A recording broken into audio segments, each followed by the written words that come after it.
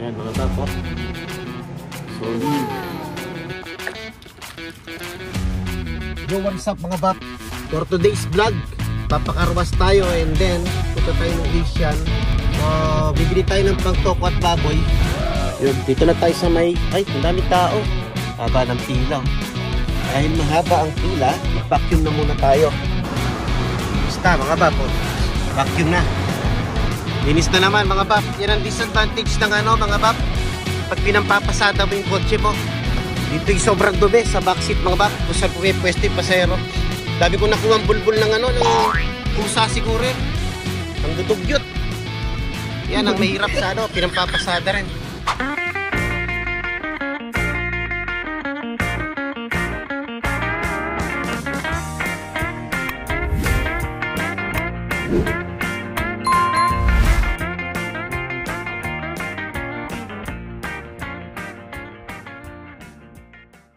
Yun ang hindi maganda sa pinampapasada rin sa kotse, no? May mga pasahero na dugyot, mga bab. May mga balahibo ng pusa. Tsaka aso. Katabi kasi nila yung mga pusa rito tsaka aso sa pagtulog eh. Kaya yung mga damit nila puno ng mga balahibo. Tapos uupo dyan, daming naiipon na balahibo yung upuan natin. Pero ganun talaga kasi pinapapasada natin, no? Inopen natin siya sa public eh. Anyways, yan, tapos na tayong mag-vacuum, malinis na rito sa loob. Pakarwas na tayo. Medyo nabawasan na siguro yung pila sa karwas. Let's go! Yan, itong Uber natin, card ang gagamitin natin. Ayan ang gamit ng ating mga side hustle. Car wash, gas. Diba mga baps? Yan, let's go, pila na tayo doon. Yan, pag tayo tinatamad mag-car wash, dito tayo pumupunta. $10 regular car wash lang mga baps. Yung $10 is siguro magiging 11 or 12. Dahil tayo tinatamad, ganyan na muna. Automatic car wash. Super dugyot niya na. Ayaw, di ba? Hindi yung kotse, naligo na. Tayo, hindi pa tayo naliligo. Tapos nito, tayo naman maliligo mga paps. Ang bango, naamoy ko hanggang dito.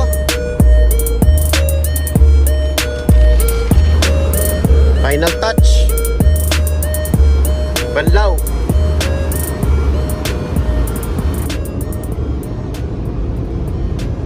Yun mga paps, dito na tayo sa Asian. Ayan ang Asian. Uy, napano yung kotse? Natabingi. Ayaw, di ma. Oh, anong nangyari sa kotse niya? Nasira, oh. Mga baps, oh. Ganyan niya, pinarado, oh. Hydraulic car.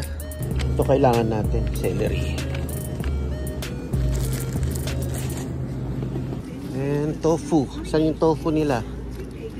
Dito. Ito. Kaya yung tofu magandang gamitin. Soap. Hindi ko alam kung ano kukunin kong tofu dito mga paps. Ay, ito ba yun? Hindi ko alam kung ito yun. Bahala na. Tapos kuha tayo ng kalamansi. Kailangan natin ng kalamansi dito. Kalamansi. So bibilin natin kalamansi mga paps. Nakapak. So yun, tokwa lang yung binili talaga natin. Celery.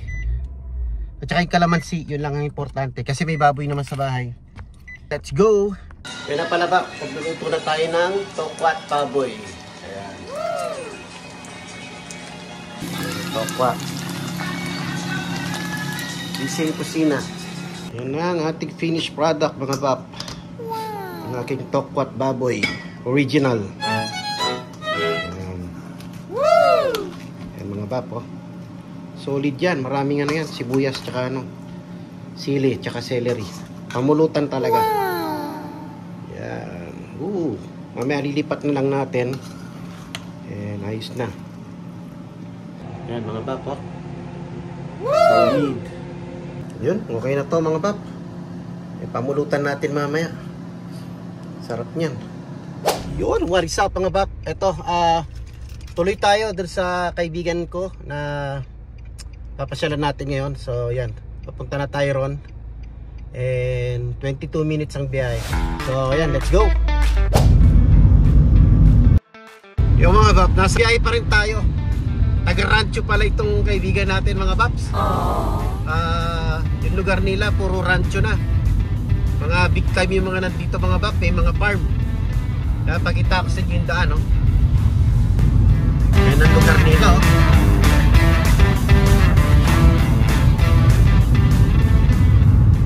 Yo, what is up mga bab? 9:38 na, ayan, pauwi na tayo. Galing doon sa kaibigan natin. Hindi na ako nakapag-vlog doon mga bab. So sa dami ng napagkwentuhan namin, ano, tsaka sa tagal na hindi kami nagkita, ayun, kwentuhan na lang ang nangyari. Kalimutan ko na rin mag-vlog. Yun, nahiya na rin ako na mag-vlog doon. Siyempre, first time namin na magkasama ulit sa napakatagal na panahon. Kaya ninamnam na lang namin, nagkwentuhan. And yan, so ayun mga babs, time check is 9:40. And yun, pauwi na tayo. Yan, medyo maliwanag na dito yung mga dinaanan natin. Puro farm, kaya madilim doon. Hindi ko na naipakita sa inyo kasi sobrang dilim mga babs. Ito medyo nakalabas na tayo ng street. So yun mga bab, update ko na lang kayo kung may dudugtong pa tayo dito sa vlog na to, or yeah, maybe tomorrow, ano. Yo, what is up mga bab? Happy Monday and happy Labor Day. Labor Day ngayon. Wala tayong pasok. Manager yan, hinatid ko.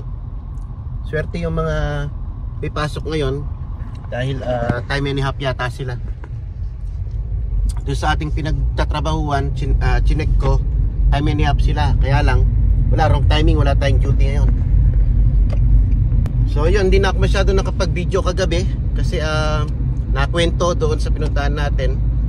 So nawala sa isip ko na mag-vlog doon. Chill lang ng konti lang. Iced tea, ganun lang ang inuman, kape.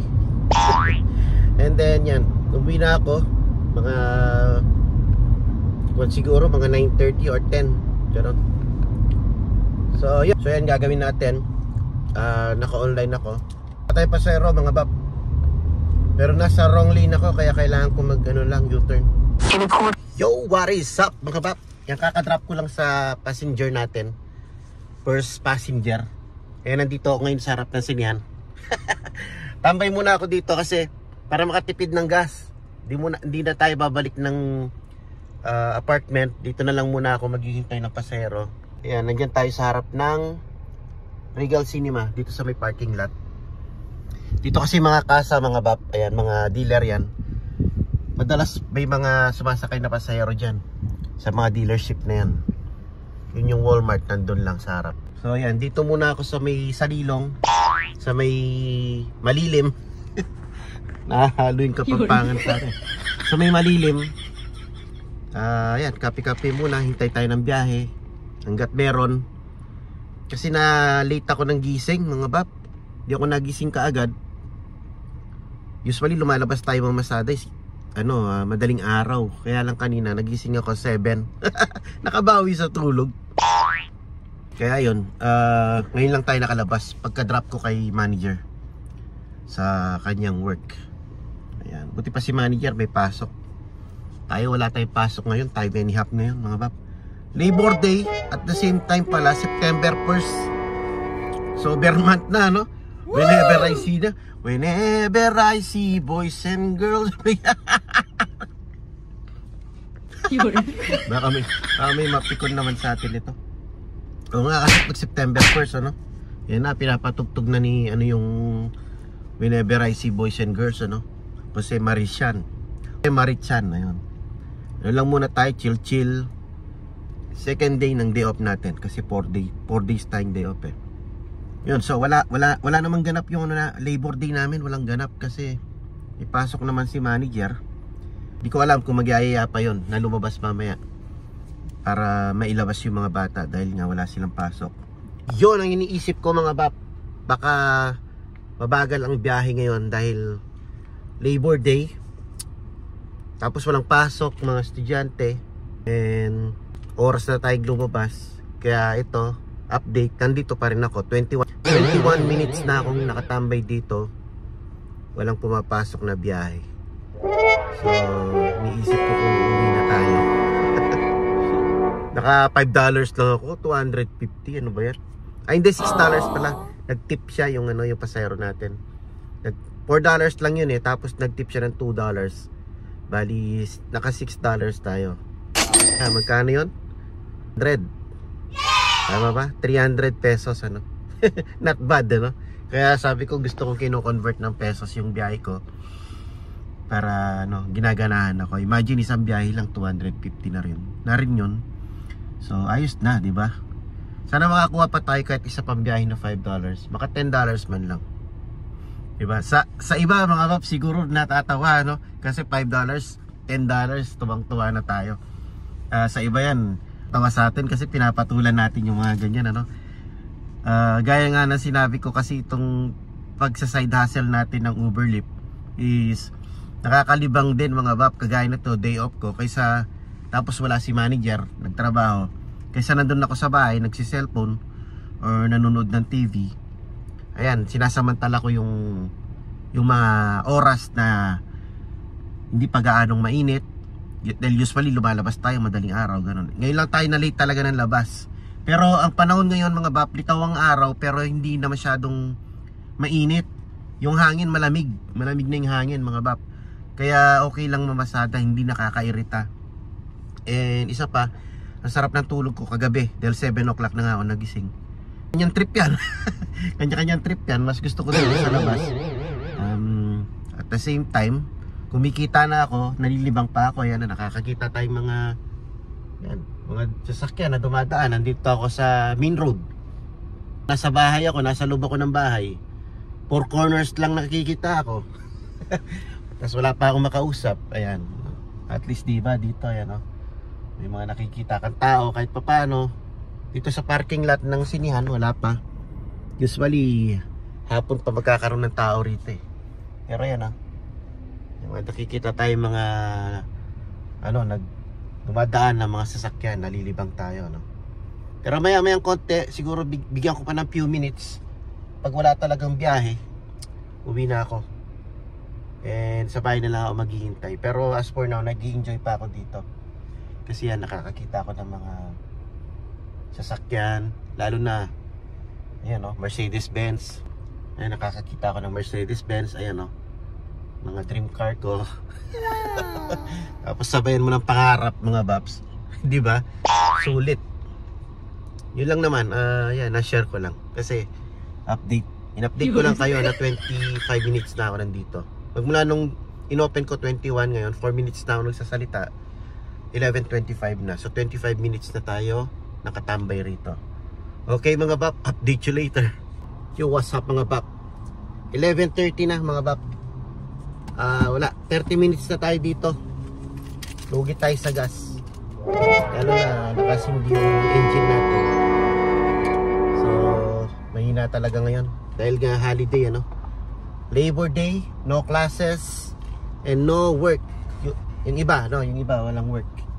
So may nakakabawas din ng pasahero yung mga yun eh. Kaya ito, uwi na tayo.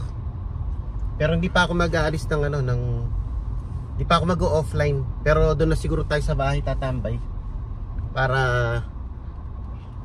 hindi gumagana yung gas natin Ayan. Dito muna tayo sa labas mag-park. Para mabilis tayong makalabas kung sakaling may papasok pa na biyahe mga paps. Yun mga papan, dito na tayo sa bahay. So wala, mahina yung biyahe So baka magluluto na lang ako. Pero iniisip ko pa kung anong niluluto ko. And yeah, siguro hanggang dito na lang muna yung ating vlog. Dahil medyo mahaba na rin to. Dinikit lang natin to, yung continuation lang ng vlog natin kahapon. So if ever na meron tayong ganap mamaya, baka separate vlog na lang yun. So for this video, hanggang dito na lang muna. And thank you for watching mga paps. And like, comment, and subscribe. Okay? Peace. Yun. May pumasok pa na biyahe mga paps. 3 minutes away. So kunin natin. $5. 3 minutes away from here lang. Why not coconut, di ba? Susunduin lang natin, 3 minutes away from here, $5. So, wala naman akong ginagawa, nakaupo lang ako doon sa sopa. Wala akong maisip na iluto pala. So, umupo muna ako doon sa sopa, nanonood ng YouTube. And then, may pumasok na $5. 3 minutes, iatid natin siya ng 5 minutes. Tama ba yung sinabi ko? May pumasok na rides, $5. Pipikapin natin siya ng 3 minutes and then ihatid natin siya ng 5 minutes. So let's go, another $5, pangalawang biyahe. Yan, ganun lang siguro gagawin ko ngayon. Sa bahay na lang ako magtatambay. At least nakakaupo ako dun sa may sopa habang naka-online pa rin ako kasi medyo matagal yung biyahe, madalang. At least kahit pa paano may pumapasok ano. Kaya yeah, update you later. Let's go. Yun, drop off passenger mga bap, and then may pumasok pang isa 10 minutes away from here, so kunin na natin. Let's go.